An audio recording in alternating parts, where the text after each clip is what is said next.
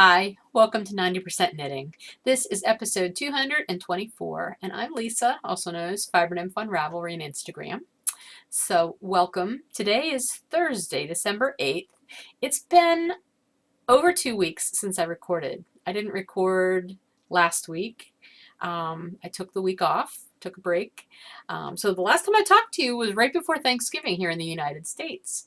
I did cheat last week and I posted a special episode that I'd recorded with my mom and my daughter while they were here over the Thanksgiving break. So that was so much fun for me to do. And it was fun for me to share with you guys. And from the feedback, everybody seemed to really enjoy it.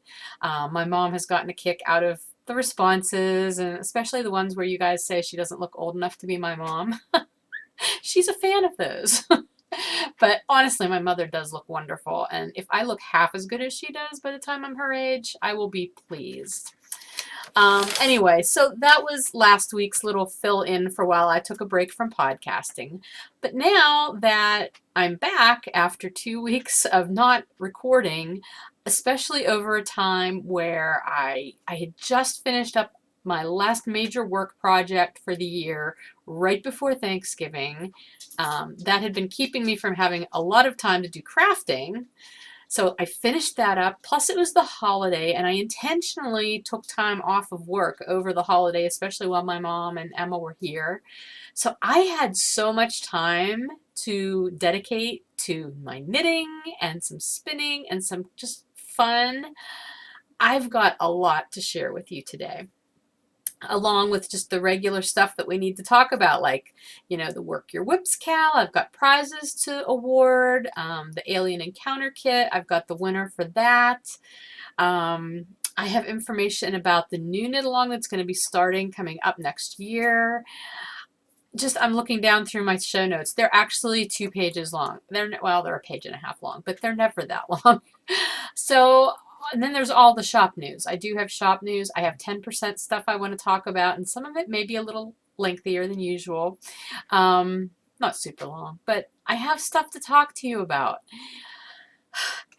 I tried to decide how I wanted to handle all this to keep this from being a really unwieldy episode, because I really do try to keep my episodes under an hour, or right around an hour at the most, because I know for me personally, trying to watch podcast episodes that are over an hour can sometimes get tricky, because I can do an hour usually either in one sitting or one clip. If I'm not necessarily sitting, I might be working or whatever. But once they're over an hour, I usually end up having to stop and start and stop and start. And a lot of times I don't get to finish those episodes. And I don't like to do that, because I know you guys have a lot of other podcasts you watch too.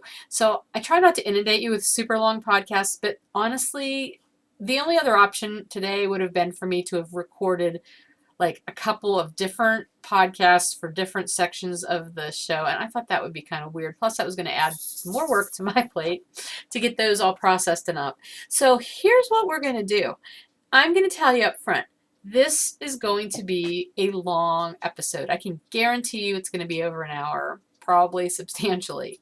But what I'm going to do is I'm going to include a little timestamp index sort of the different parts of the podcast, so that if you don't have time to watch the whole thing, or you aren't inclined to watch the whole thing, that's fine. You can just look and see where different segments are going to start, and you can jump to those and just skip what you don't want to see. That's the best I can do. I promise I'm not going to make a habit out of making these super long episodes. But the only other option would have been for me to try to squeeze all of this into an hour and talk super fast. And I tend to talk really, really fast anyway, I notice on the podcast. So I don't want to do that either, because I'd be like talking at warp speed and I'd sound like a chipmunk or something. So that wouldn't be fun for any of us.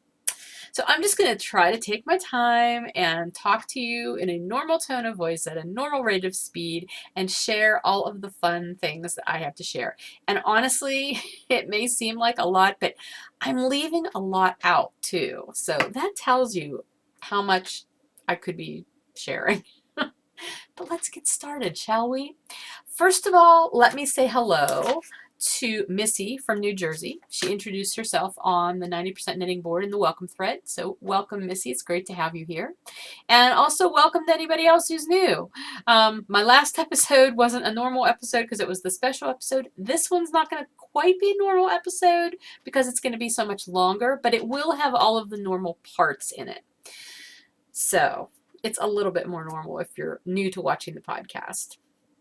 And if if you're a regular viewer, welcome back. I hope you had a really great Thanksgiving if you're here in the United States. My Thanksgiving was wonderful. It was great having my mom and my daughter home for that week. We just had a nice time. My mom, obviously, she lost her husband this summer, my stepdad.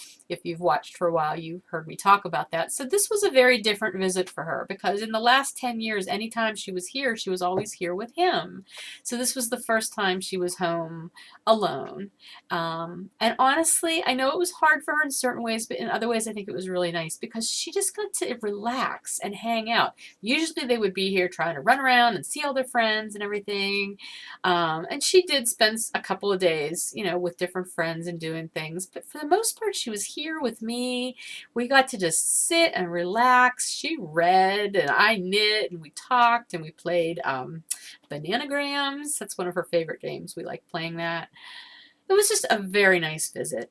Emma was a little bit busier because, she's home and has other family to see, and she was working a little bit at the bakery that she works at when she's home, and friends and things she does. But she and I got to spend time together too. We went shopping and out to lunch, and it was a very nice visit and a very nice holiday. So once I got all of my work stuff done by that Monday before Thanksgiving, I was able to just relax and enjoy it. It was wonderful. So that's partly why I have so much to talk to you about today and show you. So I'm going to get started and show you. I've got a lot of finished objects. This is exciting. We'll start with this. And I did not put any of these socks on sock blockers. I apologize, but you've seen some of them before anyway, but they're both done now. These are the Naruto socks. These are out of the Gnome Acres yarn in the Naruto colorway. These are a Christmas gift for my younger son. So here they are. The heels I did out of West Yorkshire Spinners 4-ply, just in a black, the solid, and I love how they turned out. These are just 72 stitch socks, plain vanilla. They were great. US ones. He has big feet, so it takes me a while to get socks finished for him, but they're done, and it felt good to get another Christmas gift off the needles. So that is one finished object. My second finished object, and this was driven by the fact that I wanted to cast on new socks, but I needed to get old socks off the needles to be able to do that. So I powered through and I finished my first fall sock. So these have been on the needles for quite a while. I don't remember when I started these. It was earlier this year. But anyway, I had the one done for a while and the second one was just sort of languishing, so I powered through it. This is Highland Handmaid's Sugar Maple Sock. I did this was just my own pattern. I had done it once before. It's not a written up pattern, but if you go to my project page, I think let me think, which project page do I have it on?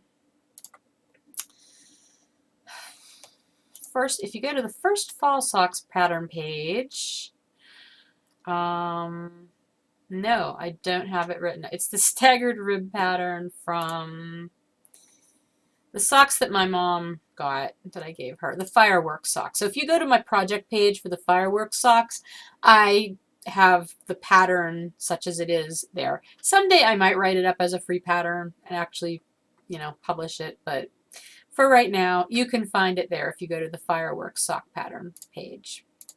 Okay, so these are finished. So I now have a new pair of socks that I can wear. I've not worn them yet because I wanted to show them to you while they were still nice and new and clean. So, oh my gosh, seriously, like look at the difference in size of these socks for me versus my son. He has monster feet. But anyway, so those are done. All of my other finished objects are things that you have not even seen before. They've been cast on and finished since the last time we talked.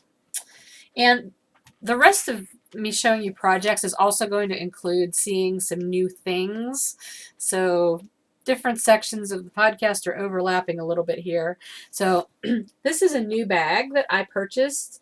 I'll tell you what. Let me just add this little comment here. I can go for months and months without really buying much in the line of yarn or project bags or patterns or anything, unless it's something specific that I need for a specific project. I'm really pretty good about that at this point because really I have a huge stash. I dye my own yarn too. I've got lots of project bags. I've got needles galore. I don't need a lot, but every once in a while, something breaks. It just snaps. And I kind of go crazy. And I had one of those go crazy because I snapped periods right before and over Thanksgiving week. I think a lot of it came from the fact that I did finish that last big work project for the year. I mean, I still have a lot of work to do, but this was like my last major, very labor-intensive project, and I'm done. And I was so relieved to get it done. I thought I deserve to treat myself. And I did. And I just didn't stop for a while. I think I've curtailed it now because it's been going on for a couple of weeks. But anyway, this was one of the things that I treated myself to. This is a Bird Leg Bags bag. Vicki makes wonderful bags. She's actually local to me. She's not very far away at all. I haven't had one of her bags in a while, but I checked out her shop and she did have a coupon over the Thanksgiving holiday. I can't remember if it was Thanksgiving or like small business weekend or whatever. But she did have a coupon. So I ended up getting this fabulous wintry, snowflakey deer bag. I love it. And it's nice and big. I'm trying to add more large bags to my bag collection because I use those more than smaller bags. I like the roominess even for smaller projects. I just don't like my stuff being squished into tiny bags anymore. And the other thing is I realized I just didn't have that many wintry or Christmassy project bags. And for whatever reason, I suddenly felt compelled to have my bags match the season and the holidays. I've never had that compulsion really before, but for whatever reason, I needed more winter and Christmas bags. And so this bag has been added to my stash. Anyway, in here I have 3 finished objects, and they are dishcloths. Here's one. That was the first one I did. This is the diagonal knit dishcloth pattern. It's like Illuminator's dishcloth, diagonal knit dishcloth. Super fun and easy to do. I did not make it as big as the pattern called for. I only went up to 43 stitches.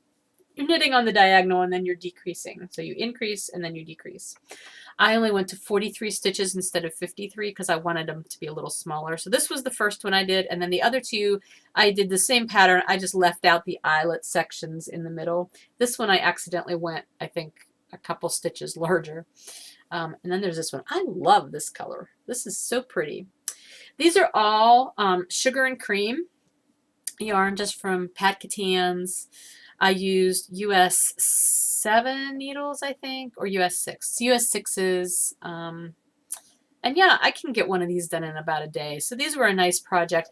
I actually had planned to make several more, and they were all going to be gifts. But then for a few friends, I ended up going a different direction, which I'll show you shortly, for those gift ideas. So this is all going in one gift. This is a set for my mom. It was actually really funny. While she was here, she was helping me fold laundry one day or something, and we were in the towels, and I had a dishcloth, a hand knit dishcloth in there, and she's like, "Oh, I love that dishcloth you made for me." And I've made her a couple, I think. She said, "I love that. I use it all the time, and I only have that one." I thought I made her more than one. Anyway, so that was kind of her hint that she would like more dishcloths, and I was thinking, awesome, because I was already planning to make you some dishcloths for Christmas. So those will be going to my mom.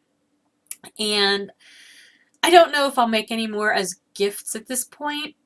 If I do, I mean, I've got plenty of yarn because I bought a lot of those 3 colors thinking of making sets of dishcloths because they go together really well.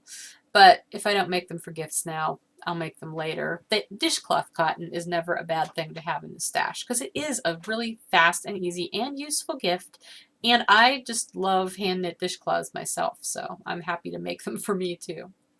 All right, so that is one cast on and finished project that you have not seen. Next are two more with a third almost finished. And this is another bag. This one I did not order. This was sent to me by a very kind and generous podcast viewer. She made this bag and she wanted me to have it.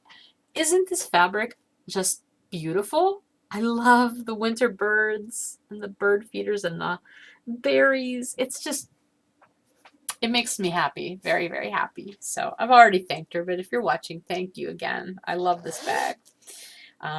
It's got this pretty red fabric on the inside. Anyway, in this bag, I have cowls.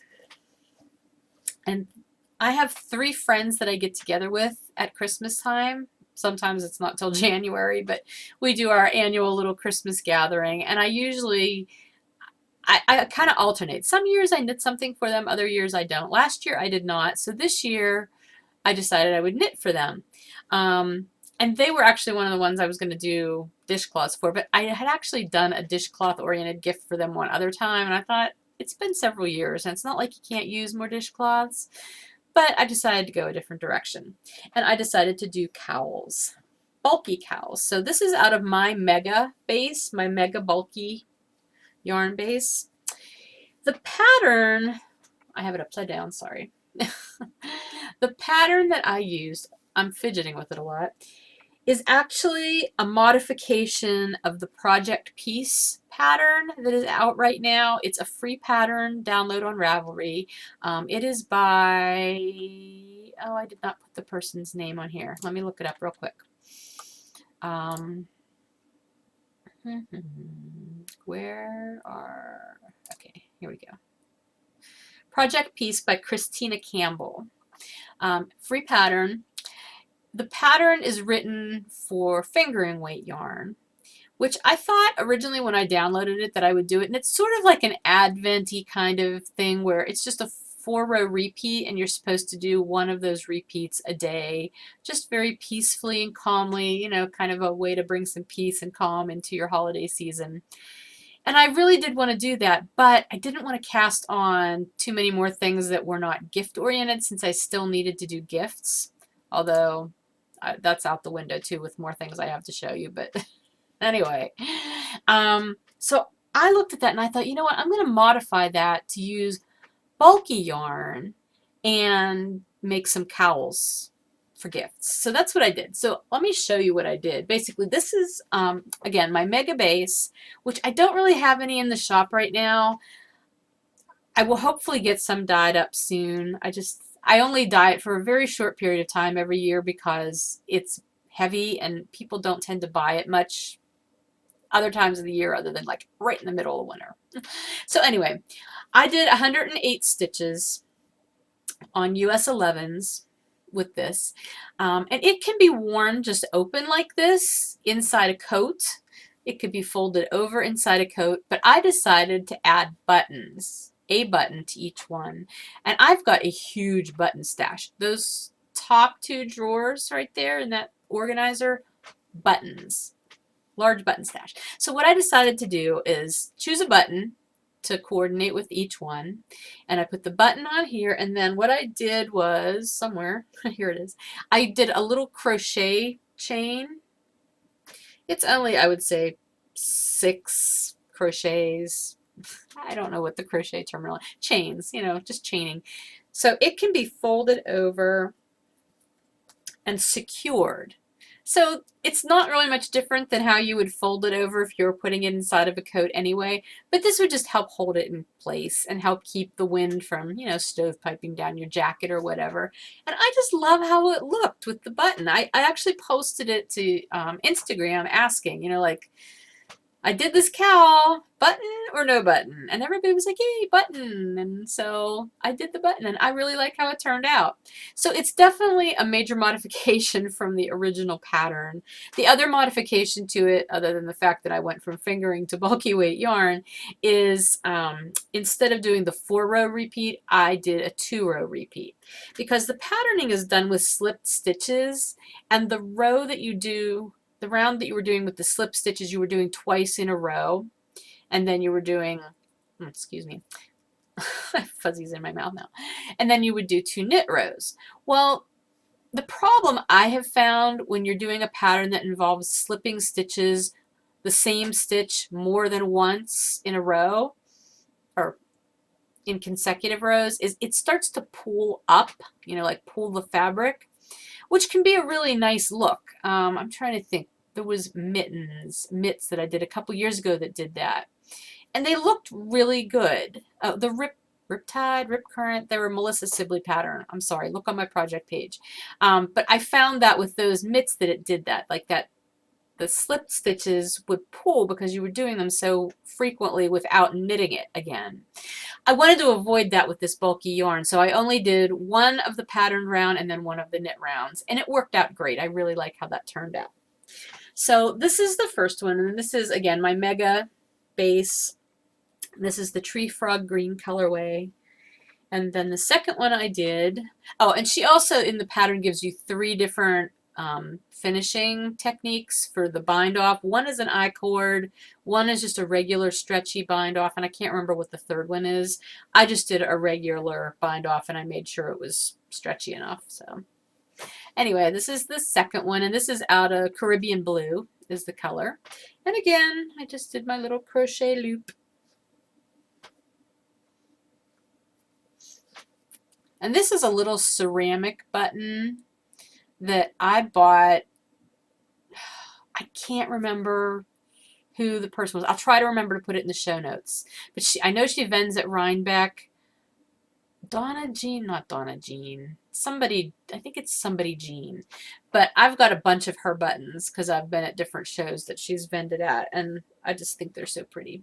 And this button was almost, it's like, looks like it was made for the yarn. The color coordinates so well. So, and it's light enough that it's not going to pull the cowl or anything. So anyway, those are the 2 that are finished. I have one more on the needles that I was actually trying to finish this morning before I recorded so I could show you, but it wasn't happening.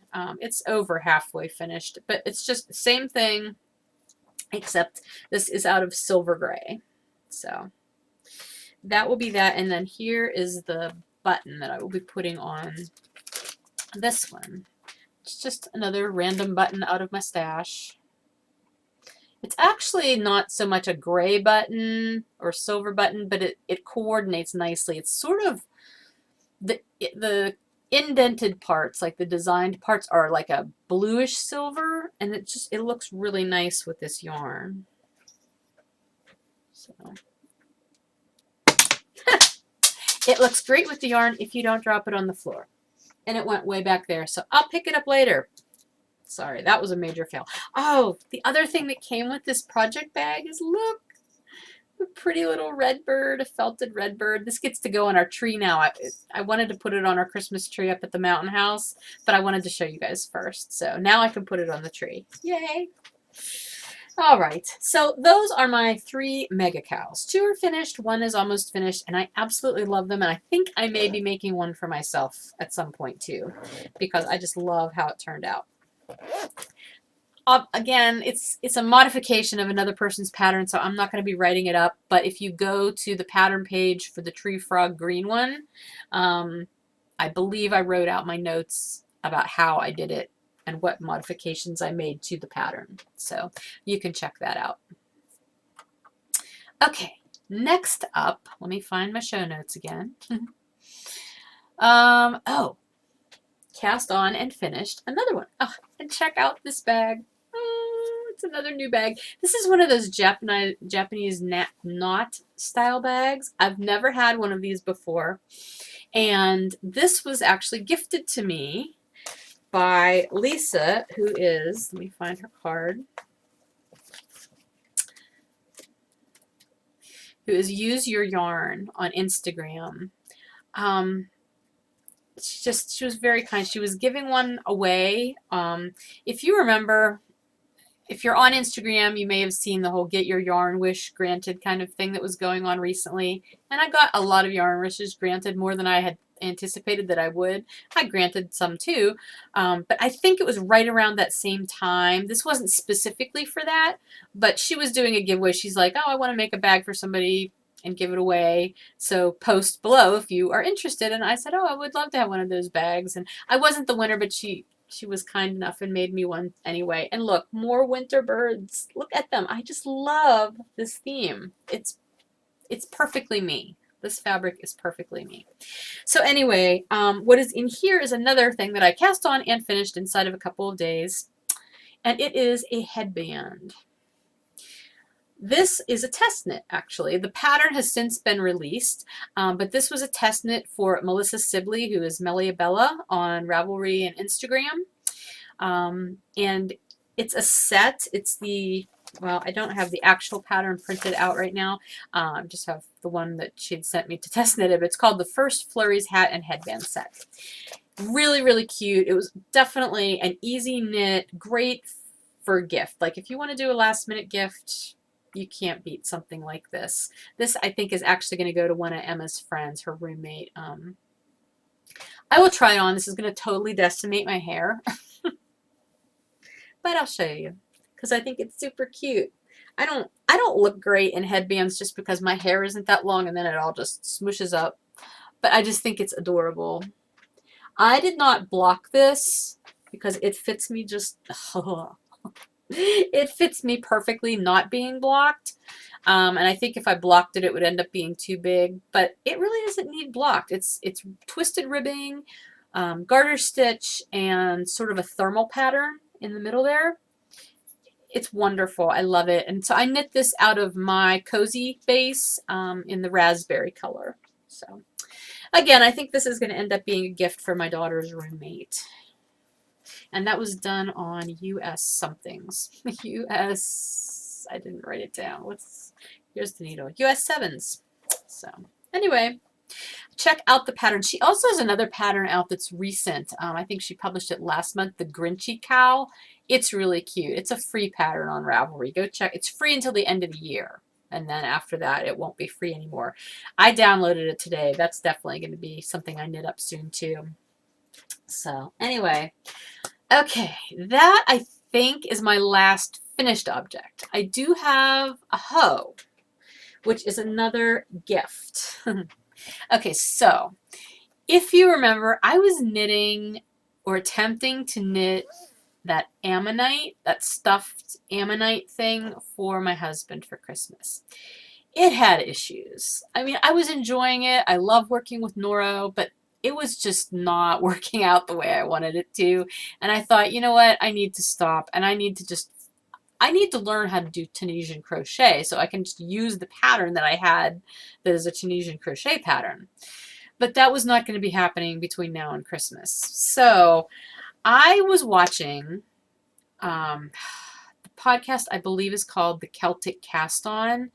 And I came across it accidentally. It's not one I had ever watched before. But you know how if you're on YouTube and one podcast finishes, if you don't click to something else purposely, sometimes it'll automatically take you to something else.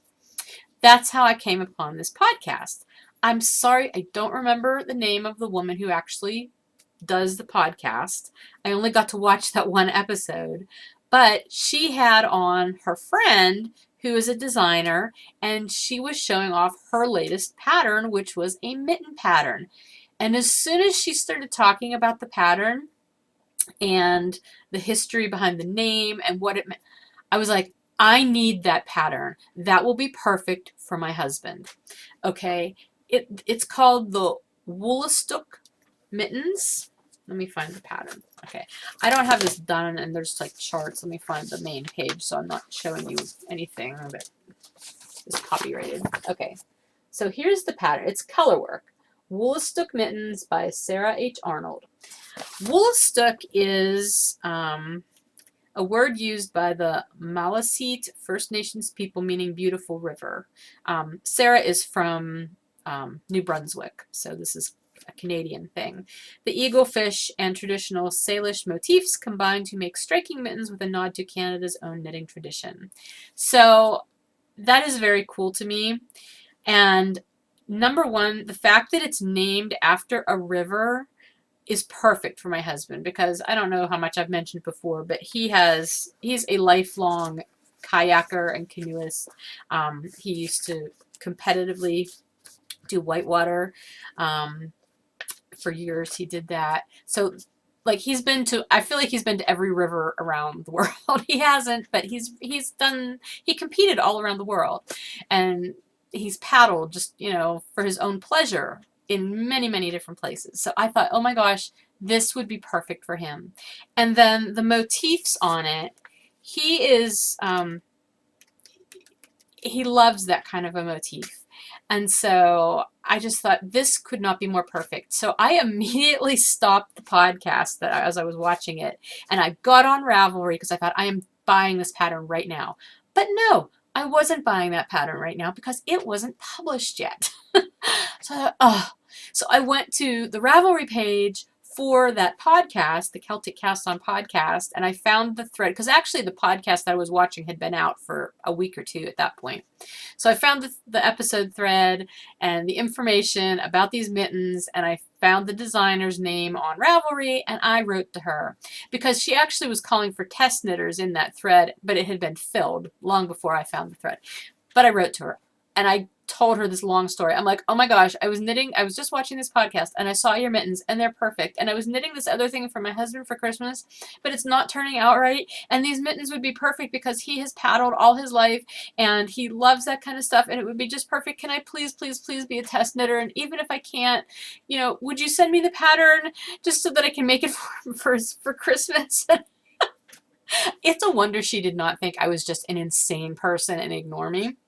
But she was super sweet, and she was like, I'd be happy to send you the pattern. She says it should be published any day now, but I can always use one more set of eyes. And so she did. She sent me the pattern, and I was so thankful. And I got the first mitten knit up super fast because I just had to. And here it is. So I have one of them finished. I love this pattern so much. I can't even tell you how much I love it. So this is the left one, and that's the palm side. So there's charting for all of the color work, and there's different charting for the left and the right mitten, obviously. The thumb, I have never done this kind of intricate color work on a mitten before, where you actually got like a chart for the thumb that you're knitting into the regular chart for the rest of the mitten. And it was a little, it wasn't hard. It was actually it was a well-written pattern, easy to follow. It's got this knitted ribbed part that goes up inside the mitten. This was actually, the pattern said to tack it down inside. I'm not tacking it down because I think it'll hug the wrist a little bit better if it's not tacked down, so I'm just leaving it loose so it does come out.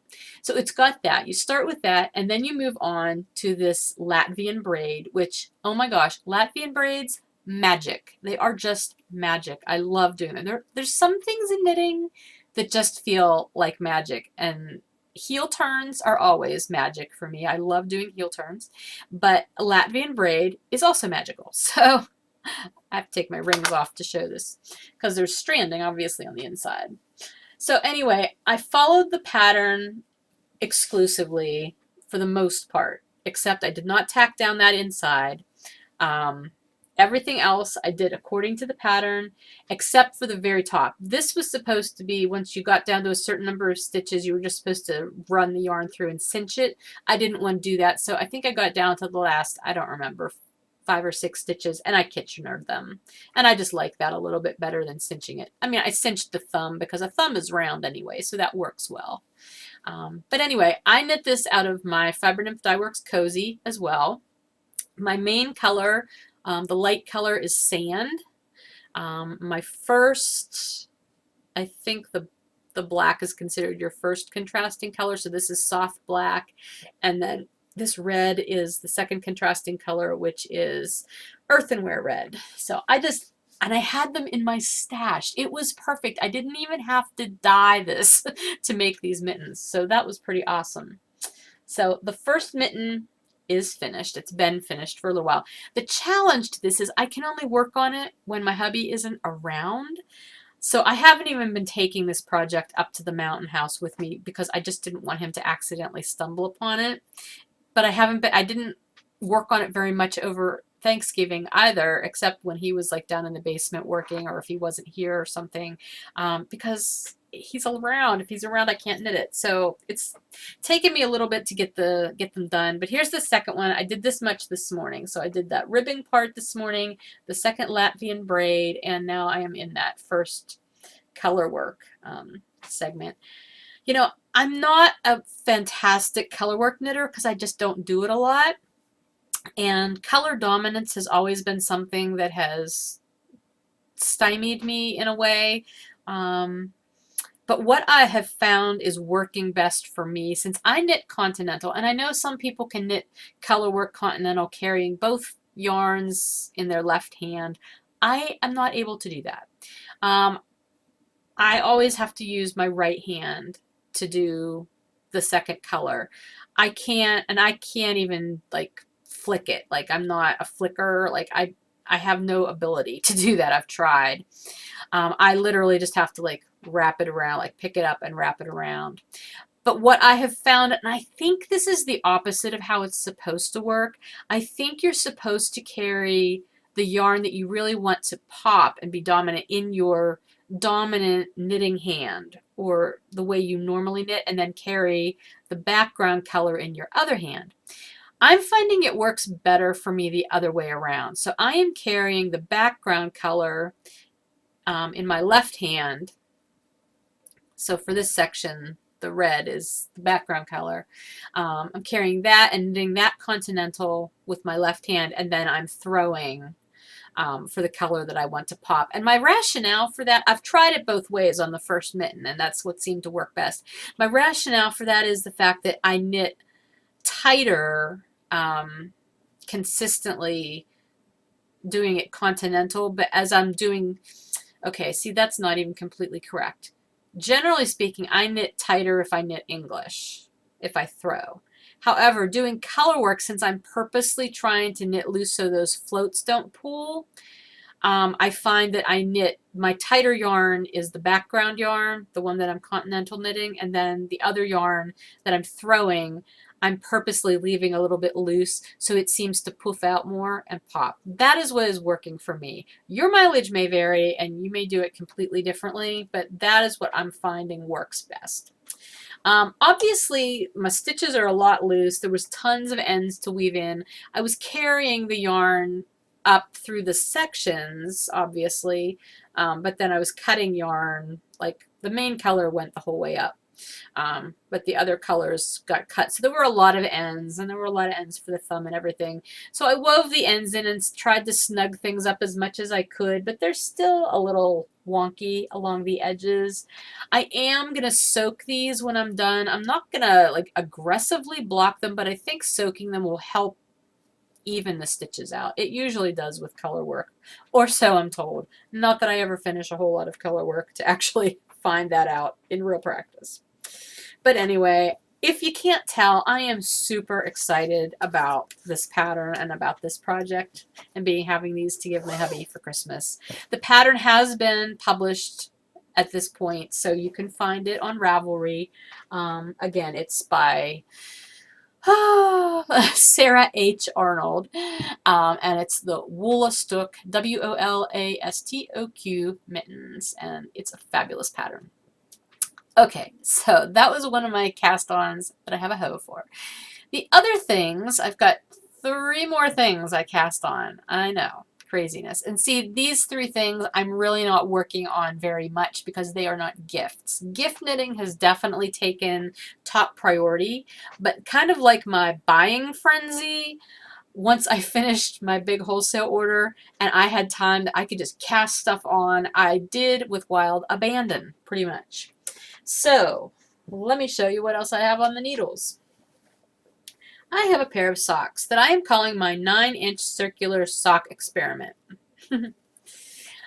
As you know, I usually knit my socks magic loop, but I've heard all this stuff about these 9-inch circular needles, and I thought, well, I'd really kind of like to try that sometime. So while Instagram was having or while Instagram wasn't having it, it was happening on Instagram, the Get Your Yarn Wish Granted thing that went on recently. One of the wishes I posted, I said I would love to try knitting socks with a 9-inch needle. So if there's anybody out there who has one that they tried and didn't like and would like to pass it on, I'd love to have it. And someone did come through and say, hey, I've got one. It's a US 1.5. I'd love to send it to you. And she did. Thank you, thank you, thank you. And it was perfect because I have this Patton's Croy. Let's see. Do I have both balls in here? No, I just have the one ball. Here's the label though. Patton's Croy FX colorway 2015. It's this beautiful purple and blue. But as I found with the other Patton's Croy that I had tried casting on socks with earlier this fall, it is heavier than regular fingering weight. So US 1s were making bulletproof socks. So 1.5s are actually quite good for this. Now, I'm still getting fairly bulletproof fabric with this, but I am not sure if it's because the 1.5s are still a little small and maybe I could use US 2s, or if it's because of the tightness that I'm ending up knitting using these needles. I'll tell you what, these were not at all comfortable for me when I first started. You know, I wanted to be able to hold the needle the exact same way that I hold full-size needles, and you can't. So I have been working diligently, well, not diligently because I've let these sit for a while at times, but I have been working to try to find a good way to hold them. And it really is just a matter of trial and error and figuring out what works best. But I mean, if you look, like here's the point, here's the end of the needle right here. It's probably not even 2 inches long. It's super tiny, and it's so funny to look at when it's not got yarn on it because it just looks like Barbie doll needles or something. Anyway, what I have ended up finding worked best, and this clicked for me the other evening, just all of a sudden. Instead of trying to actually hold the needle in my left hand, I'm just sort of holding the sock, like the body of the sock that I have knit already. My tension's way off now. And I'm holding this one, my working needle, with like these two fingers and my thumb, holding that first stitch on, which is how I usually do it. But my pinky is just sort of floating back here. It's not even holding anything. It's just sort of pushing the whole thing. But I'm not really holding anything much with this. I'm just sort of holding the project in place with my left hand. And I actually was able to get some speed going this way, which was the first time since I started this that I was able to get some speed. I'm definitely not going as fast as I do with my magic loop method, but it's getting easier. And it's just a trial and error thing. Like anything new takes time. It was so funny though, I really got going on the cuff. I never do that much ribbing, but I did. But look how tight it is. I mean, it's very nice and snug, and I think these will be fabulous socks. But it was so funny because when I first cast them on, I thought, oh, I'm gonna try doing that afterthought everything where you just knit like the ribbing and then you knit the whole tube, 2 socks worth, and then you do a toe. Well, I actually don't know how the actual pattern's written, but my idea before I even knew it was a pattern was to do a cuff and then knit the body of the sock, 2 socks worth, and then do a toe and then split it in the middle so that you would do a toe on the other end of this one and knit a cuff the other way on the other one.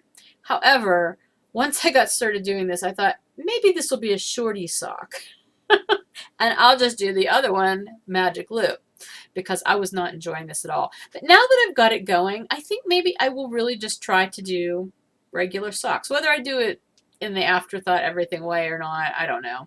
I may just do 2 regular socks, but I am enjoying it. I'm actually enjoying it more than I thought I would, to tell you the truth. But if you look, I mean, you can see my gauge has changed a lot. Like there's one spot, where is it? Like right about here, you can see this ridge. That is kind of the point where this clicked for me. So you can tell my gauge changed. It's much more even. Before that, it's a little wonky and uneven, and there's stitches that are just lumpy and weird. But from that point on, it's really pretty consistent.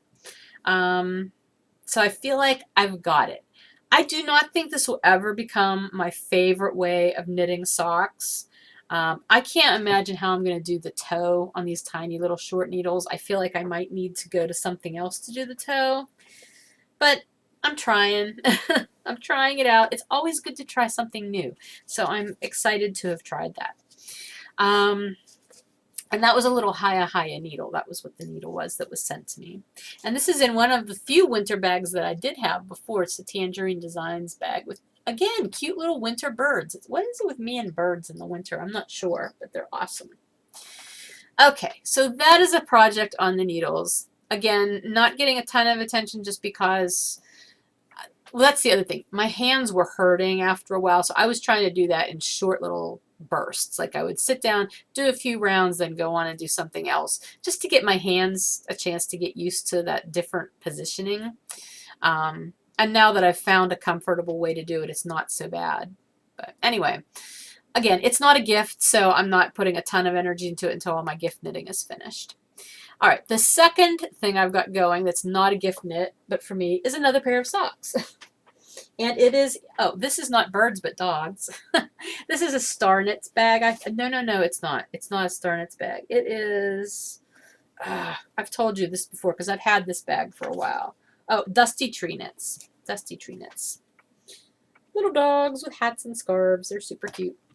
I actually don't even remember why I cast these socks on, other than the fact that I had an open set of needles. When I finished the Naruto socks, those needles went directly into my bag that I'm holding for my Christmas Eve cast on. But when I finished the first fall socks, those had to be put to use. So those needles came and I cast this sock on, which this yarn, this is my yarn in the Merry and Bright colorway, which is one of my Christmas colorways, obviously. This is a base that I don't carry anymore, though. This was my original Serenity base, which was a superwash merino and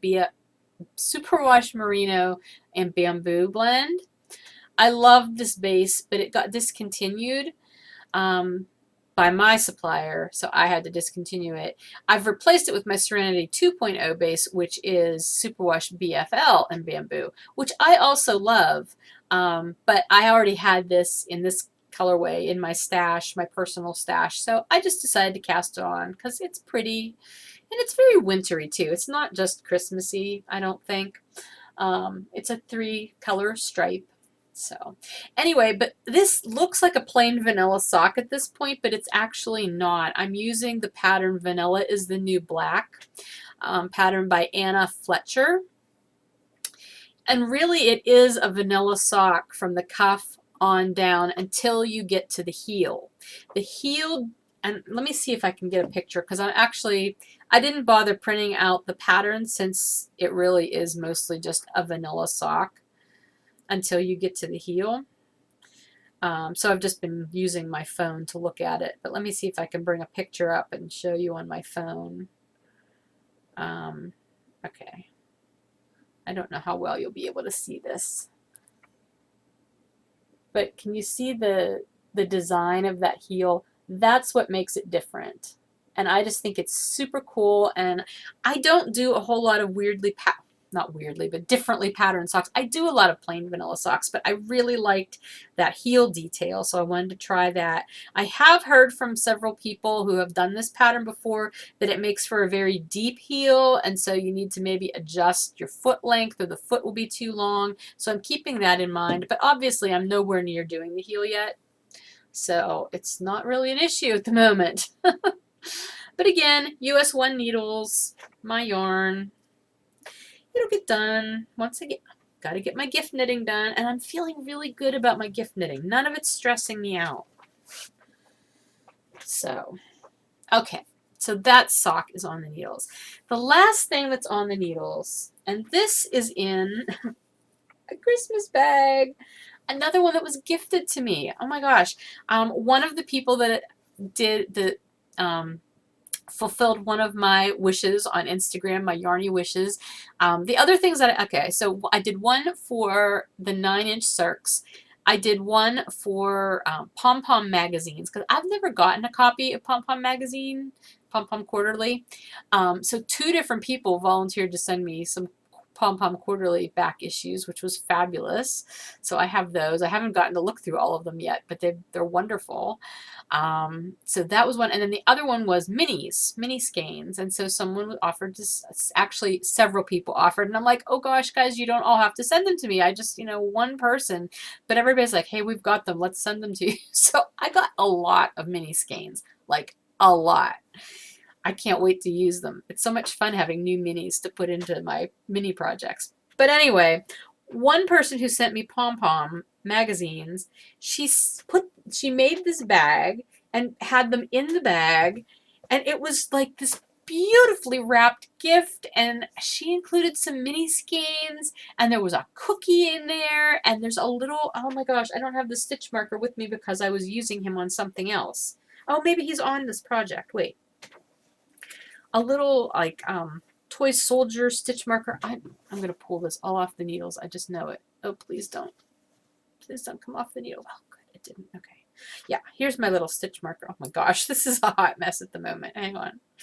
Let me see if I can untangle all of this yarn that's everywhere. And then I'll tell you what the project is. But here's the little stitch marker. Here, can you see him? I can't get him to focus. Here he is. Anyway, it's actually a progress keeper, but I'm using it as a stitch marker for right now. Anyway, it was just way more than I was expecting, and I so appreciated it. So thank you, too, if you're watching. I've already thanked everybody in person, or directly. But anyway, this pattern that I'm working on in here, again, I did not print out. I'm using it from my phone, which is really bizarre. I never do that. I almost always print my patterns out. I hardly ever use them on an electronic device. But for whatever reason, I'm doing this one on my phone too.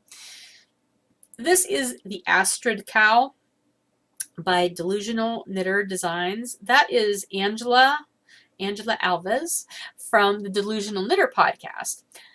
She graciously had donated $10 worth of her patterns as a prize for the Work Your WIPs KAL recently, which the last winner was the person who got that. And every time I've gone to her project or her pattern pages, I'm in awe. She has beautiful designs out. But I've never, for whatever reason, never gotten any. So I went one day and I just perused as I was in my shopping frenzy. And I bought, I think, like 3 patterns of hers just because they were gorgeous and I wanted to do them. And this was one of them. It's the Astrid Cowl. Let me see if I can get this picture up so you can see it. Is that going to focus? I don't know. It's always so hard to show pictures on a... There we go. It's a really nice long cowl. It's got this open work in it and texturing, and it's very pretty. And so I just had to do it. So I cast this on originally. I was up at the mountain house, and I have some yarn stash up there and some needle stash, but not a lot. So I was trying to use something that I had up there. And what I used was a skein of a very rusticy kind of wool, and I had wooden needles. Really, really bad combination. It just was not moving. The yarn was highly variegated, and I didn't like how it was turning out, so I ended up ripping it. And I recast it on. This was also a skein of yarn that I had up at the mountain house, but the needles I grabbed from here when I was home one day. This is some Madeline Tosh sock. I don't have much Madeline Tosh in my stash. This actually might be my only skein of Mad Tosh at this point.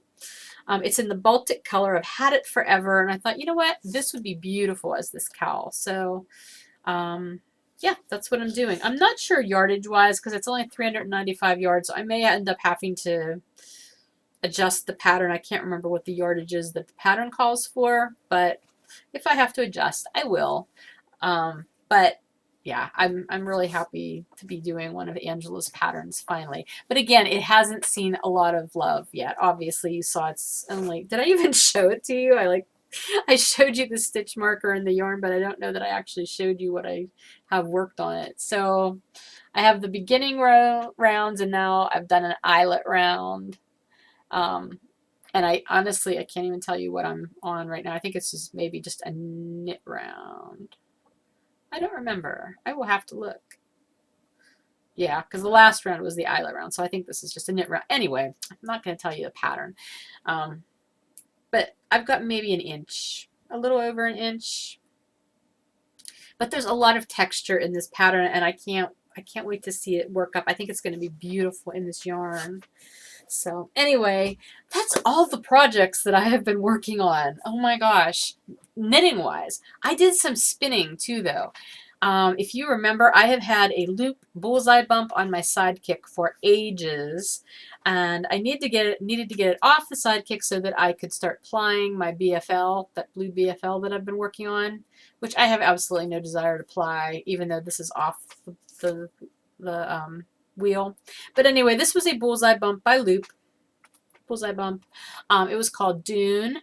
4.6 ounces of merino, Corriedale nylon, and Angelina.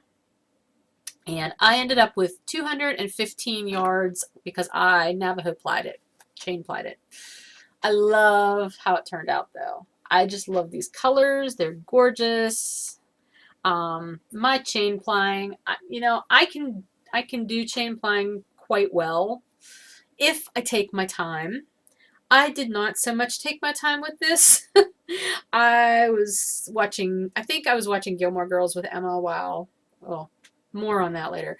But I was watching that while I was doing this, and I was not really paying close attention to what I was doing. So I know I've got a few sections like this where I get those little squiggly pigtail things that pop out whenever you don't keep your plies taut. But anyway, it's lovely, and it's got sparkle in it, so it's really pretty. I have no idea what it's going to be. I'm guessing it'll probably end up being some sort of cowl or one of those narrow, skinny scarf kind of things. Okay, scarves are narrow and skinny, but you know what I mean, like hitchhiker-shaped kind of thing or something like that. But anyway, this is done spinning, so that felt good. I've got other stuff that I want to spin before I start doing any of the plying of that BFL because I'm just not feeling that. We'll talk about that more later in some other episode when I talk about my goals for this year and what I met and what I didn't, because one of my goals was to spin all kinds of like old fiber stash, and that was one of them. It didn't happen. But anyway, okay, so spinning happened. The other thing that happened is sewing. Now, I'm not completely down the rabbit hole, but I'm getting there. If you guys watch the Fat Squirrel Speaks podcast, a couple episodes ago, she showed a Christmas tree skirt that she had made, and it was super cute. And it was right around the same time that Bill and I were putting up our first Christmas tree together up at the mountain house. I'd found this really perfect sized artificial tree that will fit out on the porch room. And it's perfect because the background is the woods, and so we've got this tree and you can see the woods, and so we did this very kind of woodsy theme on it. It's just perfect. And a lot of my little knitting ornaments, like knitting oriented ornaments that I have went on it. Some knitted ornaments as well. But the thing I don't have is a Christmas tree skirt for it. So I thought I can make one because I'm not doing anything else this month, right? Yeah. Well, the pattern that here, I'm trying to grab stuff to show you. The pattern that Amy Beth used to make her Christmas tree skirt is one that's online on a blog. It's did I write it down? Let's see. The Freeze Frame 30 blog. It's called Annie's Christmas Tree Skirt, and I'll include the link in the show notes. But it's made with charm packs, like Christmas fabric charm packs, which I could not find anywhere. Well, okay, I went to Joann's. My Joann's did not have any Christmas charm packs. So I ended up just making my own. I bought fabric, like I don't remember how many different fabrics, 7 different fabrics. Cut my own squares. I did them 5.5 inches. And I laid them all out because you lay them out in strips. And so I was arranging all the fabrics, and they're all in order here, so I can't mess this order up. But these are the ones that I have not sewed yet, but then I did start sewing them together as well. So what you end up with is these strips of, oh geez, okay, these are all pinned together. See, I'm so afraid I'm going to go out of order, which it probably doesn't matter much, but anyway. So what you end up with is a strip of 5 squares. All right. And then once you get those, I have a little over half of them done. You end up with 28 of these strips if you do the size that, you know, the pattern tells you to, which I'm doing. I probably actually could have done 4 squares instead of 5, which would have been way easier to arrange my 7 different fabrics if I'd have done that. But I didn't want to mess with the pattern because I'm not that confident in my abilities with sewing. Anyway, so once you make those, you then use a wedge ruler, which this is my wedge ruler. I had to buy it because I did not have one. I could not find one at my Joann's. They had like little short ones, like to make Dresden squares in quilting, but I could not find a big long one, so I had to order this through Amazon. Now, this is a 10-degree wedge square. The pattern for the directions for this project online call for a 9-degree wedge square. So I stood there. I was standing in Joann's looking at these online on Amazon, trying to decide how big of a difference is it going to make to have a 10-degree one instead of a 9-degree one. And my brain kept telling me it's going to make 1 degree of a difference.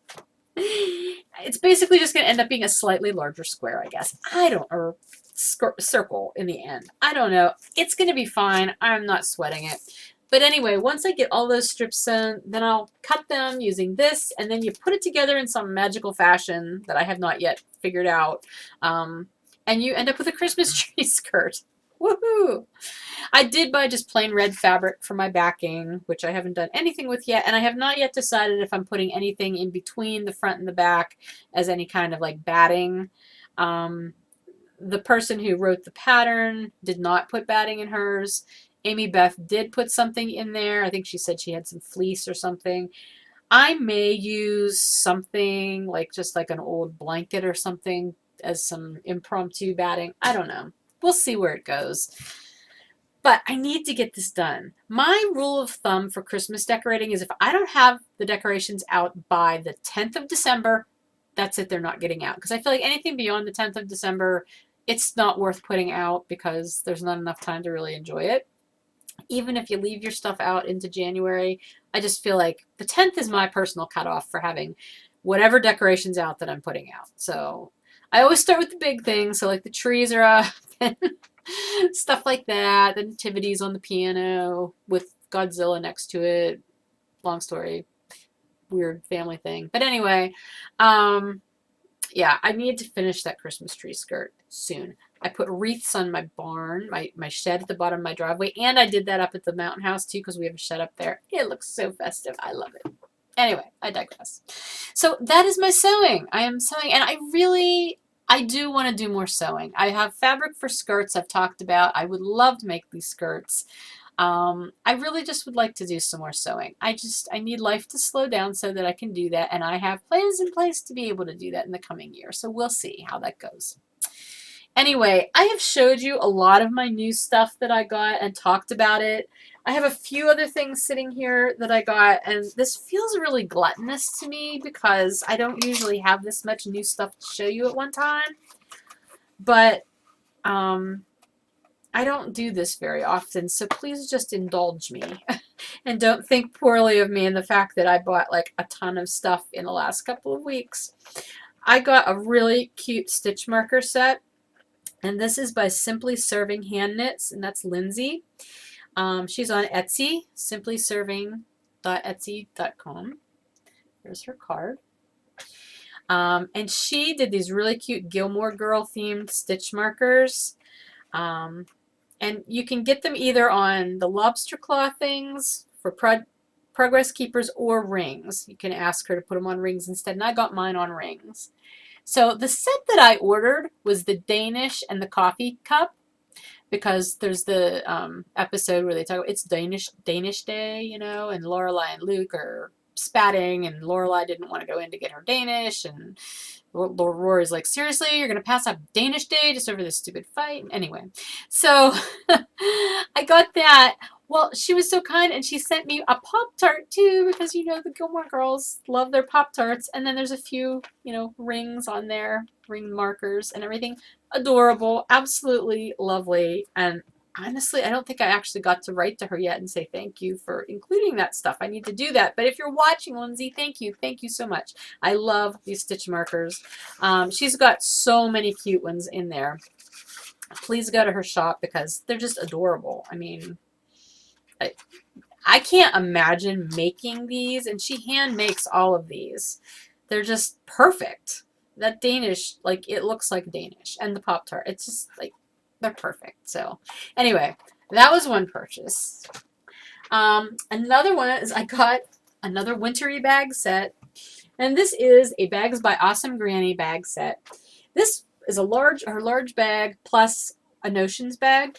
And it was on her shop listed as a one-of-a-kind because it's a patchwork set made with whatever I'm assuming this was like leftover fabric that she had from other bags that she made. And it's this wonderful snowman fabric. What's really funny is since it's the scraps, a lot of the snowmen's heads are cut off, so they're kind of decapitated snowmen. But there's plenty of snowmen left that do have heads, so you know they're snowmen. And again, winter birds and bird feeders and snowflakes, and it's just fantastic. And the inside is this pretty fabric. And I love her little Notions pouches. They're such a perfect size. So I just thought this was so fun. I couldn't pass it up. So thank you, Darlene. I love my new bag set. So I got that. And then I got some yarn. Heidi from Undead Yarns had these wonderful colors out this year. And this was the Grinch. And this one is like a red with sort of a Grinchy green variegated in it. And then the other one is a red with these black speckles. So I don't know that I'll get Christmas socks made this year out of these, but next year I think they will. And I'm probably going to use one for the socks and the other for the heel and then switch it for the next one because they're 2 half skeins. And it's on her wizard base and it's called the Grinch. And it's just, I just thought it was so cool. She does some really fun stuff. So check her out. She's Undead Yarn. And I believe she is on Etsy too. I don't have her card right here. Wait, oh yes I do. Never mind. Sorry, I lied. Yeah, she is undeadyarn.etsy.com. Are you going to focus? Come on, you know you want to focus. There we go. Cute card too. So there was that. And then there's more. Only one more thing. Well, there's actually probably more, but this is all I brought in to show you. Is I got some fiber. I have never purchased anything from Knit Spin Farm before, who is Joanna Spring. But I don't remember what I was watching or listening to something, and they were talking about Joanna Spring and Knit Spin Farm, and I know she has a podcast too. And she's on Etsy and she's on Instagram as Knit Spin Farm. And I feel like I have watched her podcast before, but it's not one that's on my regular rotation. Unfortunately, I should add it. I should make sure it's there. I don't know. Or I just miss it maybe. I don't know. Anyway, I bought these 2 bats. They were called Warmth of Autumn, and they're both 3.25 ounces. Okay, I'm going to only take the one out to show you since they're both the same. But oh my gosh, they are beautiful. And look how large they are. I mean, they are stunning. They're just, they are the happiest colors. And I have a plan for these. And I did this once before. And it's sort of, okay, I'm going to work on stuffing that back in there later. First of all, it has Blueface Leicester, Merino, Sari Silk, Shetland, Shetland, and Silk. Like Sari Silk, I think. Oh, it says Sari Silk, but it also has silk in it. Anyway, what I am planning to do is I'm planning to take both of these and strip the colors out of them. I did this once before with a Sanguine Griffin bat, back when she was still Sanguine Griffin. I stripped the colors and I made my Multnomah shawl out of that. So if you go to my project page for that, you'll see that. It was beautiful, and it was such a fun way to spin that, because, and I kind of feel bad because, you know, as the crafts person, you put a lot of time and effort into creating the bat, and then the knitter comes along and decides to strip all the colors out and do their own thing with it. But I think that's part of the creative process. We all get to do what we feel is creatively calling to us with the product, right? So that's what I'm going to do. I'm going to attempt that anyway. This is a pretty well blended bat. So until I totally open it up, which I have not done yet, I'm not sure how doable that plan will be, but stay tuned because I will keep you posted. It's a very fun process. It's a very messy process. Like the last time I did it, I basically had a sheet on my bed and I just was stripping the colors out and putting them in piles. And it's just fun because obviously you can't get all of the colors to be completely homogeneous. So you have a little bit, like here's your yellow pile, but you probably have a little bit of red and maybe a little bit of brown in there. So you end up with this very heathered look. It's a fun process. I love doing it. Or I love doing it the one time I did it. So I can't wait to try it again. And I think these will be the perfect bats to do that. Okay. So that is everything, I think, new things oriented. We're going to move on now. I know, hour and 10 minutes. I told you, though, I gave you the warning. It's going to be a long one. To the Work Your WIPs KAL, which we are now in the final month of the Work Your WIPs KAL. I'm sorry, my throat is really getting dry, and I'm afraid I'm going to start to cough.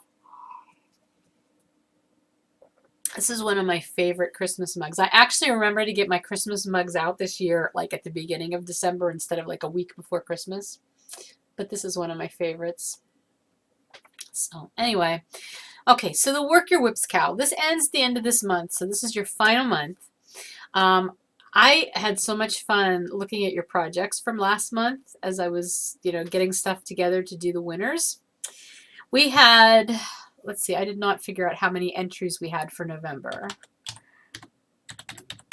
138 entries for November.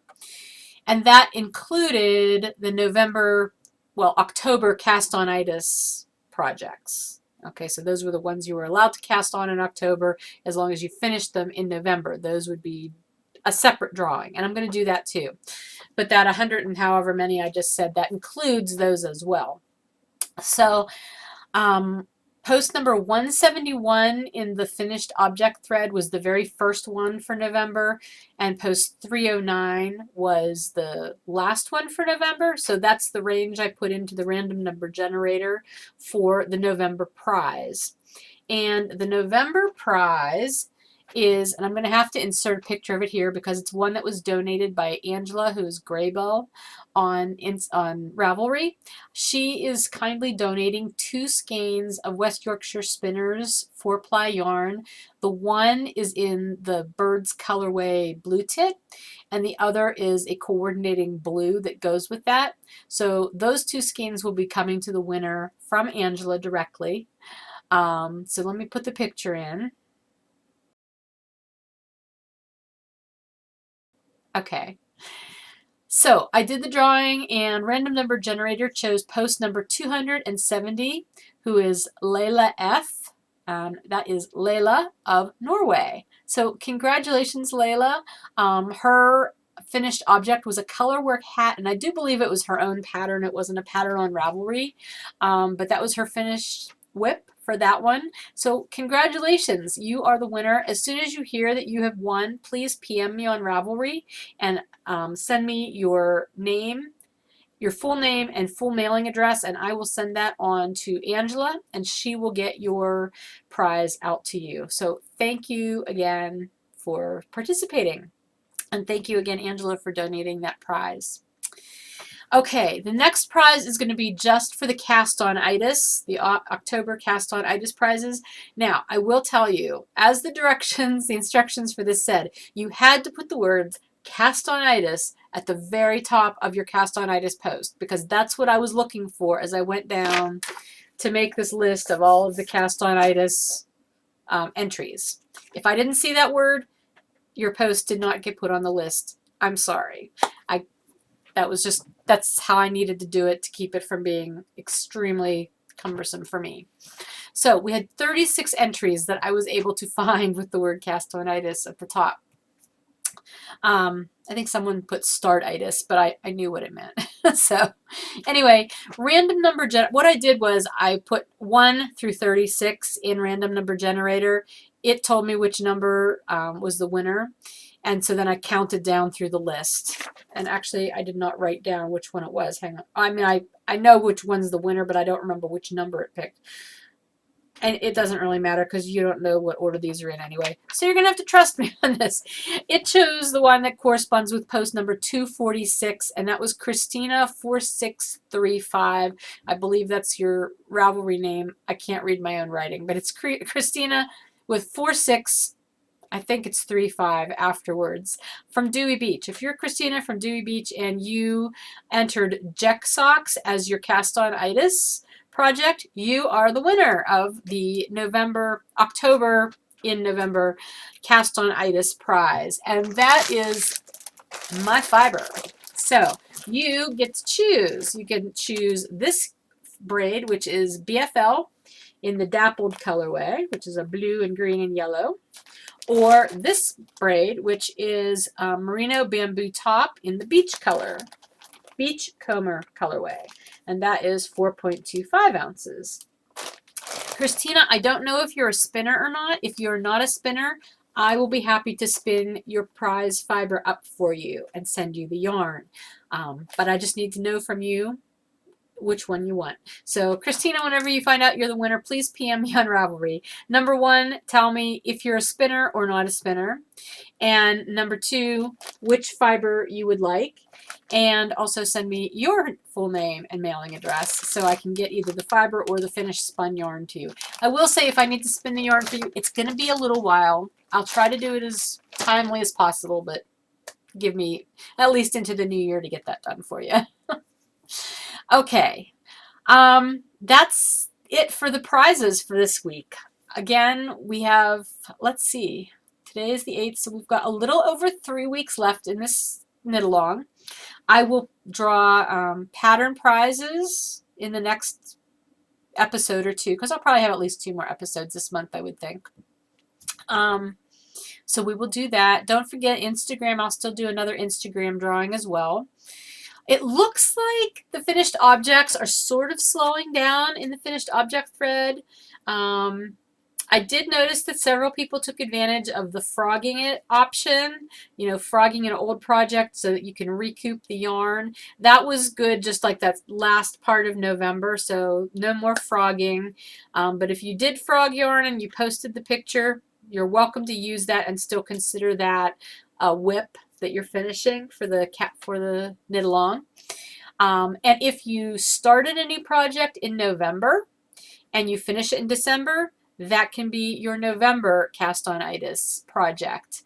And again, put cast-on-itis at the very top. Everybody's allowed just one cast-on-itis project. So anyway, other than that, work on the rest of those WIPs.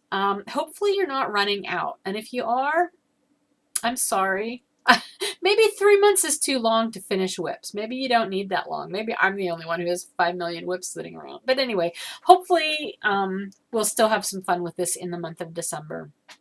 So that's everything I think I had to talk to you about for the Work Your WIPs KAL.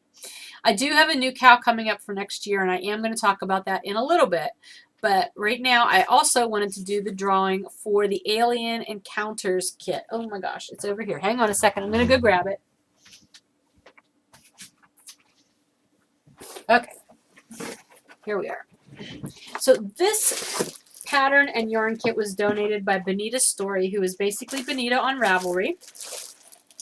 And it is this lovely kit for this just amazing alien-themed socks. It's just an incredible pattern. And she wrote to me also after I showed it on the podcast last time, and she wanted to say One thing, I'm going to just read you her message so that I don't get it wrong. One thing with the Alien Counters sock pattern, and with all of my sock patterns, there's a story that you can follow as you knit the socks at the beginning of the pattern. I call this my sequential socks series.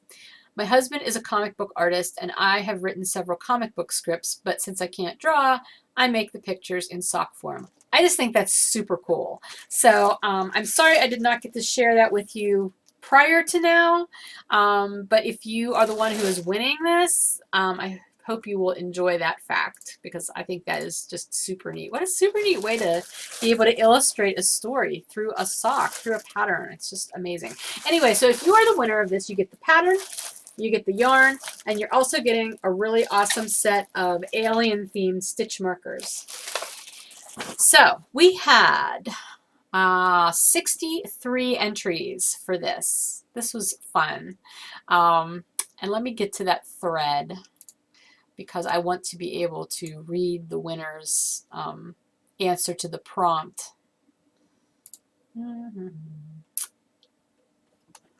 Where are we? Alien Counter Socks giveaway. Okay, so my prompt was,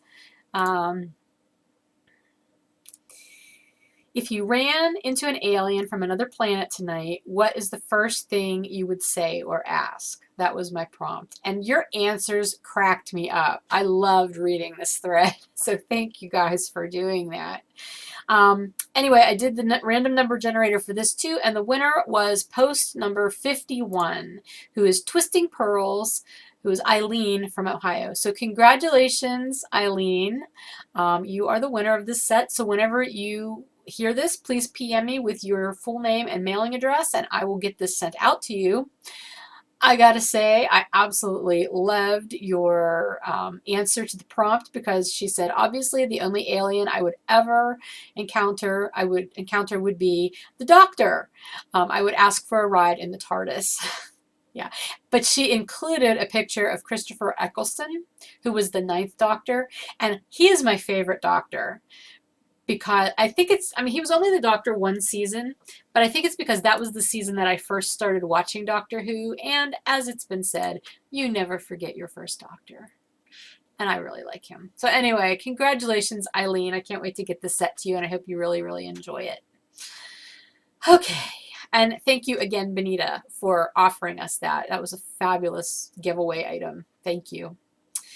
All right, next, I just want to mention again that we have the shameless self-promotion thread up in the 90% knitting group. I'm leaving it up through the month of December, so that if you are a maker of anything, it doesn't even have to be yarn or knitting related, but if you're a maker and would like to share what you make and how people can find it, please do feel free to use that thread, because we're all holiday shopping, or at least most of us are. Some of you are probably done, and I'm jealous if that's the fact. But anyway, check out that thread. There's some really neat things in there. Okay, I'm going to talk a little bit about the new knit along that's going to happen in 2016.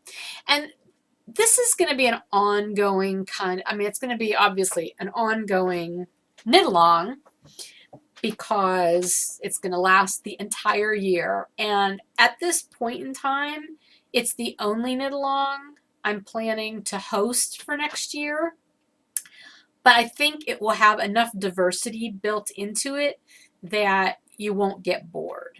Okay, I do not have all of this typed up quite yet. It's been in my mind for months, and it's been coming together slowly, and most recently it has really gelled, and I am very, very excited about it. My notes are just all over the place. I'm going to do my best to just kind of give you a thumbnail sketch of what you can expect from this knit along. I will write this all out, and there will be a specific thread in the group specifically for this knit along that will have all of the details, and I'm sure I will be talking to you about it more also as time goes on. But let me just preface it by saying I am looking forward to next year in a totally different way than I've looked forward to past years. Recent years in my life, if you followed the podcast, have been a little chaotic. There have been a lot of life changes, both for the better and for the worse. Worse and then mostly better, with a few worse sprinkled. You know, it's just that's what life is for all of us, right? But this coming year promises to be a really good year. I have a lot of hope for it, and I've realized that after the frenetic past few years that I've had, I am really in need of slowing down. And there are certain elements of my life right now that are going to require me to slow down, particularly in certain areas of my business. I mean, I am not at all putting my business aside. My dyeing business is going strong. Matter of fact, I'm finishing up my 5th year. Like the end of December is the end of my 5th year of my Fiber Nymph Dye Works business, and I'm so excited about that and so thankful to all of you who helped make those 5 years wonderful. I'm just sort of, I guess the technical term is restructuring, reorganizing. And because of the fact that my husband and I will be building me new studio space up at our house in the mountains, that in and of itself is causing a lot of things to just change the way I'll be able to do my business for next year. And I was going to talk more about this in the shop news part of the podcast, but I'll mention it now just in the fact that, I'm mentioning it now just as sort of a segue, because it's sort of connected to why I chose to do this knit along, because it goes along with the theme of slowing down and just being a little bit more intentional and purposeful and slower and calmer. That's what I'm hoping will come out of this knit along. That's why I'm trying to focus on one knit along for the entire year, rather than changing all throughout the year. I hope this is making a little bit of sense. I know, an hour and 25 minutes in, but it's okay. I'm just going to take my time and I'm going to tell you about this. Okay, the thumbnail sketch of this upcoming knit along is going to be a year in the life. And yes, I am shamelessly stealing that name from the Gilmore Girls revival, basically. Although it had been in my mind that it was going to be something like that anyway. But that's what it'll be. It's going to be a year in the life of a knitter, okay? In parentheses, of a knitter. And so basically, the knit along is going to follow the seasons. And since it's starting in January, even though winter technically starts in December, it's going to be winter will be January, February, March, spring, April, May, June, summer, July, August, September, and fall, October, November, December. That will be how things will be divided up. So each of those 4-month or 3-month components, winter, spring, summer, fall, are obviously divided up by the 3 months. And there's going to be an overarching theme to each season, but then within that, each month will have a specific focus. So that's what I mean by the fact, just because it's going to be a year-long knit along, I don't think you'll get bored, because there's going to be something different going on all the time. And again, this is the general thumbnail of it. I reserve the right to include new things in it as we go along. That'll be part of the fun. But basically, winter, the general theme for winter is going to be warmth and coziness and home.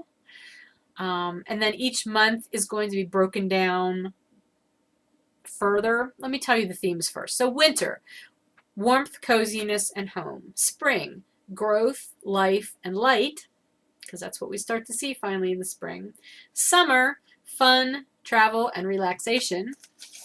And lastly, fall, organizing, simplifying, learning, challenging, and change. I'm not sure I'll leave all of those in there. Those were kind of like my free-form thoughts, but that was the general theme. And I think those things sort of exemplify those seasons, at least they do to me. So anyway, within those 4 seasons, they're further being broken down, and the knitting, your knitting, can be quite broad in whatever you choose to knit. I'm not going to give you specific projects. Like there's not going to be a month where it's just hats or just socks or anything like that. You get to choose whatever projects you want to do. But there are going to be some focuses that will work into the into the whole thing. So January, the focus will be working with bulky yarn. February, it'll be worsted weight yarn, and March will be DK weight yarn. I will clarify all of this as we go along. You do not just have to knit with those yarns. There will be a prize element attached to that if you do knit with those yarns, but you do not have to. You can knit with anything. The whole thing about this is I want to make this a very easy to do knit along, something to enjoy rather than to stress over. Okay, spring, April will be sport weight yarn focused, May will be fingering weight, and June will be lace weight. Moving into summer, we're going to move away from specific weights of yarn and we're going to start focusing on technique. July will be plain vanilla, which I think is great for the middle of summer because, you know, it's just sort of a relaxing thing to do. You don't have to think. You can be sitting outside. Anyway, August will be garter stitch and September will be slipped stitches.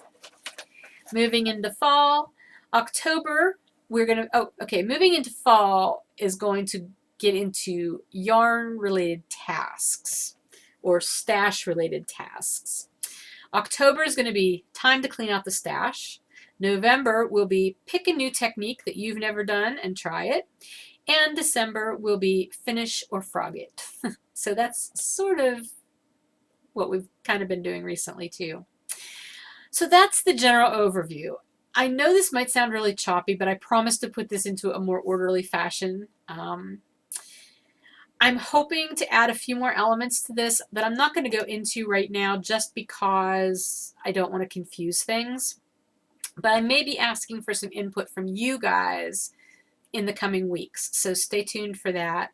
And there's going to be like some ongoing challenges throughout the whole year. I just want it to be something that you can not necessarily make a list of goals and want to get them done all year, but something that will challenge you, but let it be fun and ongoing and calming and relaxing, incorporating the knit along into what you're already wanting to do rather than the other way around, giving you a knit along that's saying, here, do this.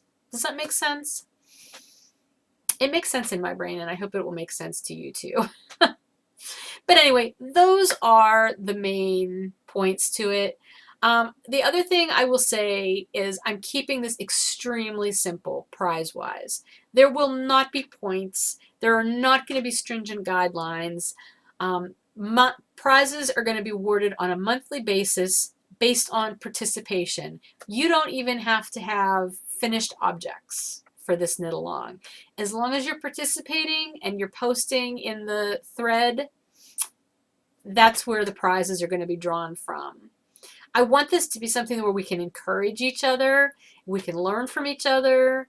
I want it to be a comfortable space and a comforting space. I don't know, maybe I'm asking a whole lot from one knit along, but it's an idea that I think has merit and I hope you will enjoy it too. And I don't think it will be anything that you will get bored with. And you don't have to participate all year. You can pop in and out as you want to. So, but there will be enough to keep us all interested and busy, I think. So, all right, that's the new KAL. More information about that as we go along. There will be a thread up about it soon. Okay, we're moving into 10% now. I know, it's sort of been all over the place, but this is officially 10%. First of all, let's talk about the Gilmore Girls revival, just for a little bit.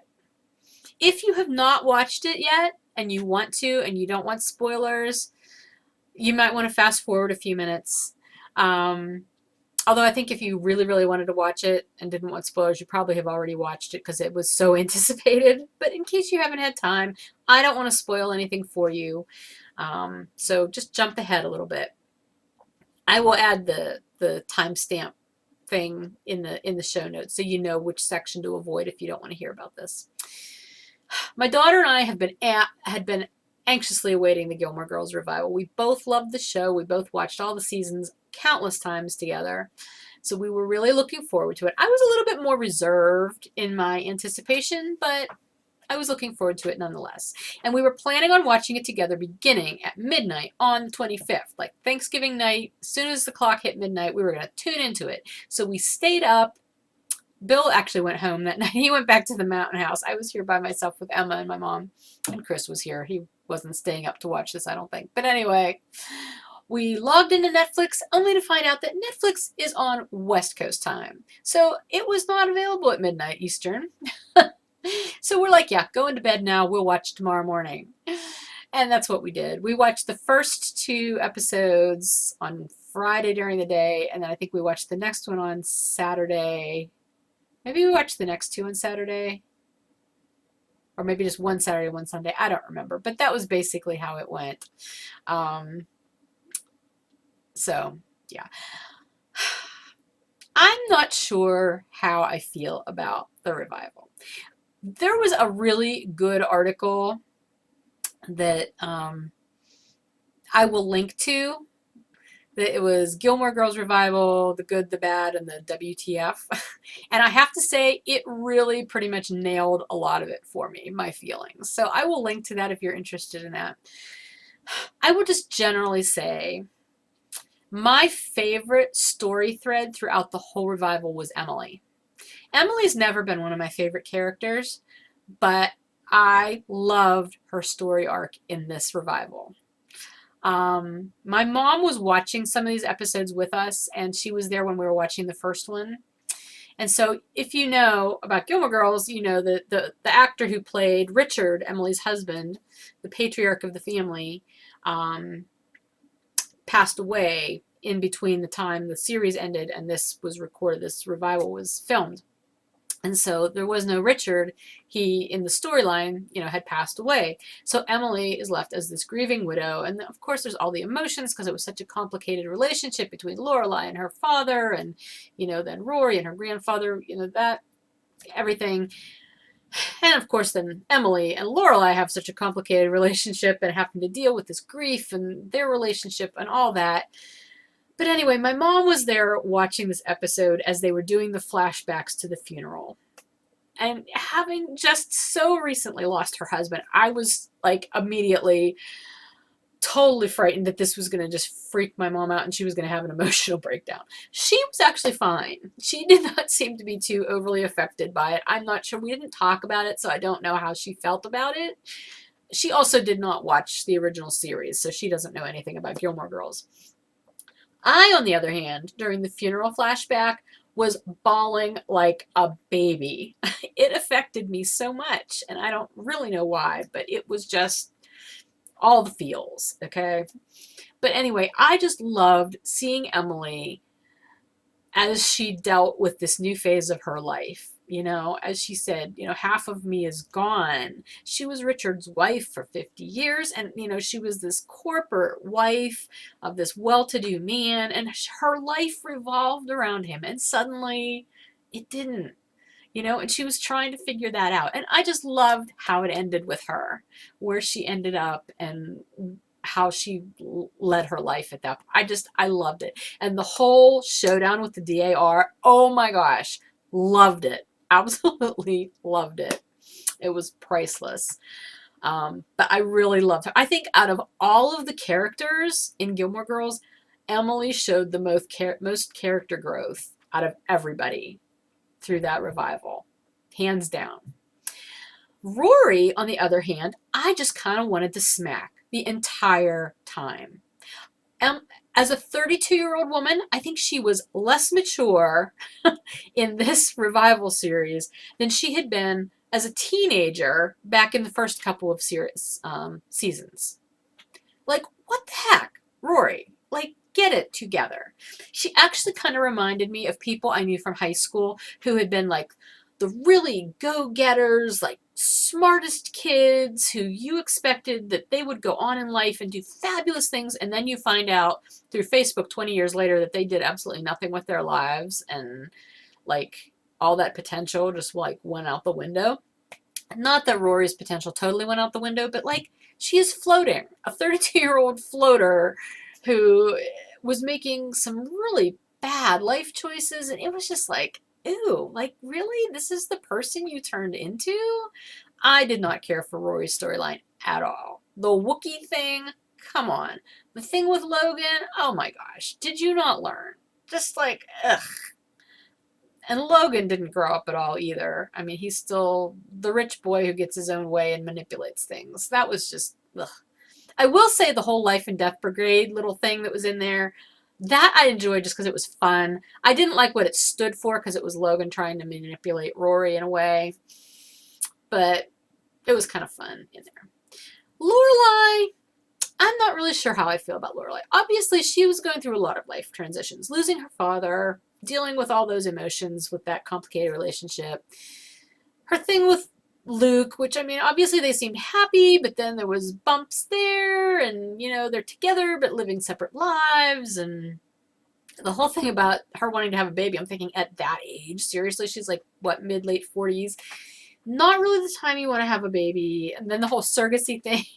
Or start having a family. I can't imagine having another child after my first child's 32. I'm going to have a new child.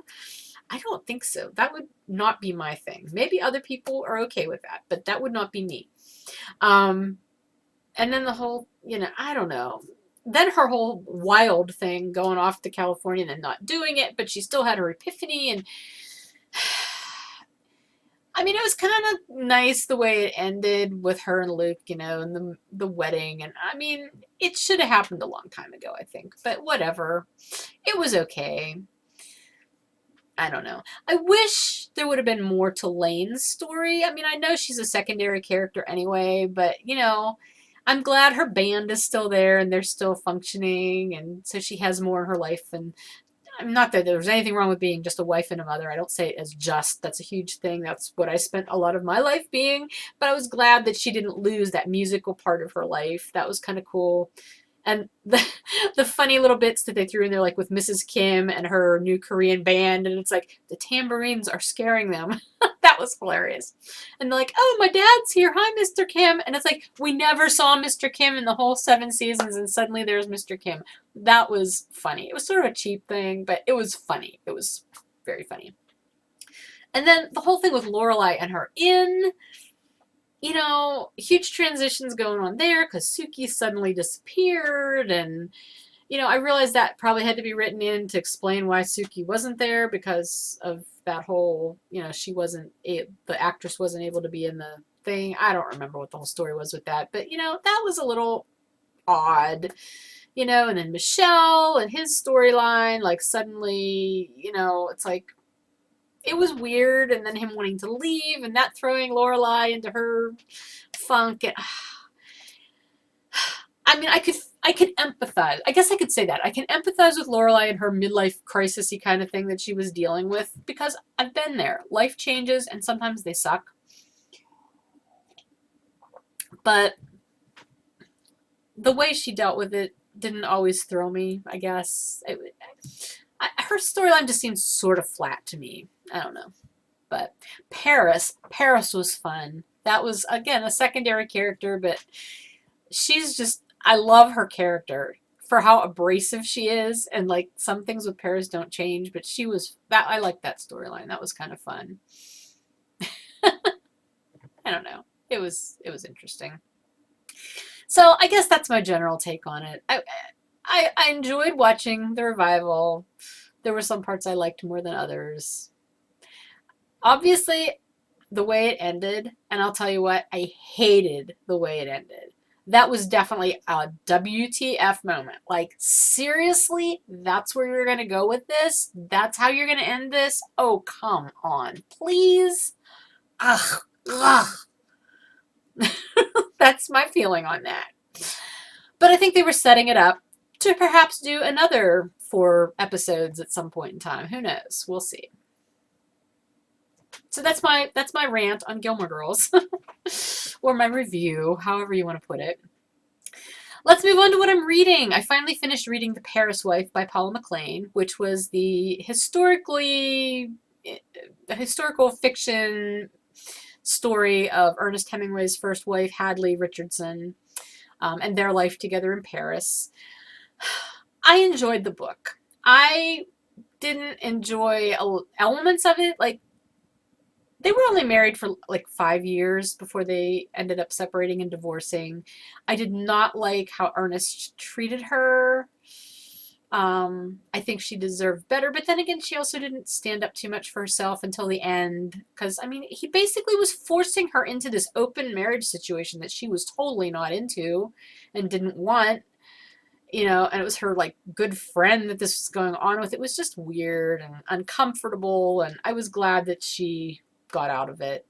And I mean, apparently they did remain friends throughout the rest of their lives, like at least cordial enough, and they stayed in contact and were, and she never had anything bad to say about him. Like she never, I mean, not just from the book, but I've read other things about Hadley Richardson that have said that too. So anyway, it was interesting. I would recommend it. I think it was a good book. It was well written. So anyway, I started listening to a new book called Born to Run by Bruce Springsteen. It's basically his autobiography. I would call it more a memoir than an autobiography, but same-ish thing. He reads it, which is very cool. He's got that great voice anyway.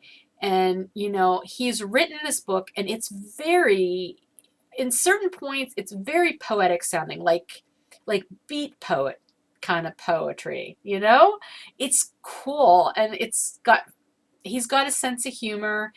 I love his reading voice. I mean, he's obviously a fabulous singer, but listening to him read, he's got that deep, gravelly voice anyway, that rough kind of whiskey voice. But he enunciates things very well. I would not have expected that. That's an odd thing to maybe pick out, but I really enjoy listening to him read.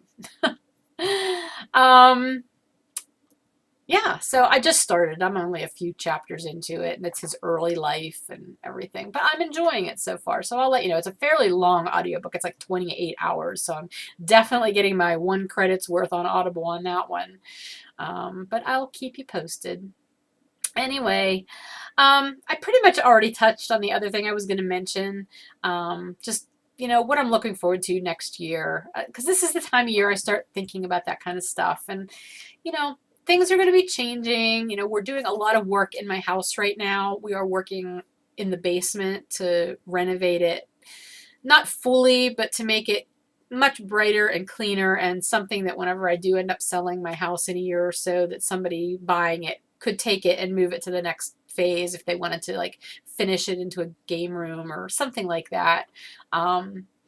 Bill is amazing in his organization and his diligence in doing this stuff. He gets a project and he goes with it. And so he has just been, and it makes me a nervous wreck because I hate planning this kind of stuff. Like, I'm the type of person, if I'm going to do this kind of project, I'm going to start it and I just plan it as I go along. No, he's doing this point, but he's already thinking 4 and 5 steps ahead, and we're already buying the stuff for the parts that we need 4 and 5 steps ahead, and I'm having to make decisions on stuff. And it's like, please stop because you're making me nervous. Yet it's a good thing.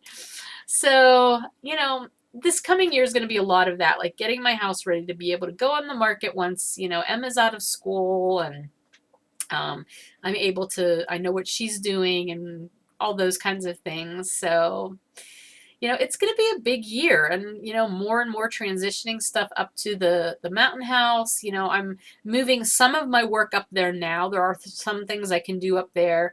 The dyeing I actually have to do here still. There's nowhere for me to dye, but we'll be building a studio next year, so that's going to be a big thing. To that end, I have had to change the way I'm planning for my coming year's work, primarily though with my wholesale stuff. I'm still doing small wholesale stuff, but I've had to temporarily suspend really large time and labor intensive wholesale order work, just because I don't know what I'm going to have to work with time and space wise, as well as help wise next year. So I'm taking more of a break, and my focus is going to be more on shop updates, stuff directly for you, so you guys will benefit. If you shop in my shop, you'll benefit from this change. And also, I'm probably going to be adding a few more shows to my schedule next year too. So it's going to be good. It's just going to be different, but in another way, it's also going to be good because I need it to slow down a little bit. I need things to be a little less frenetic than they have been. So having that year off from like the large wholesale orders is going to be good in that respect. That's not my main reason for not doing them, but it's going to be a side benefit for me, I think, because the last thing I ever want to do is get burned out on my business, because I love what I do and I don't want to enter that dangerous territory of getting burned out and not enjoying what I do, because that would be the kiss of death for my business. Nobody wants that, especially me. But anyway, I'm just hoping for the new year to be calmer in so many ways. So anyway, all right, that is everything for 10%. And I think what I am going to do is I am going to record my shop segment separately. As we're nearing 2 hours already, there's just no way I'm going to go over 2 hours with one podcast. That would be ridiculous. Thank you if you have watched this whole thing. I will record my shop news segment separately. It will be a separate upload, so you can watch it or not watch it. It's totally up to you. But there will be a shop update this coming Saturday, December 10th at noon Eastern. So I will tell you that now, and I will show you what's going to be in it. Some fun stuff, including a new colorway and a new mini sets thing. But I'll talk about all that in the next video. So stay tuned for that, and I'll see you later. Thank you again for putting up with me for an hour and 50 minutes. I hope you enjoyed it though. So we'll see you later. Bye.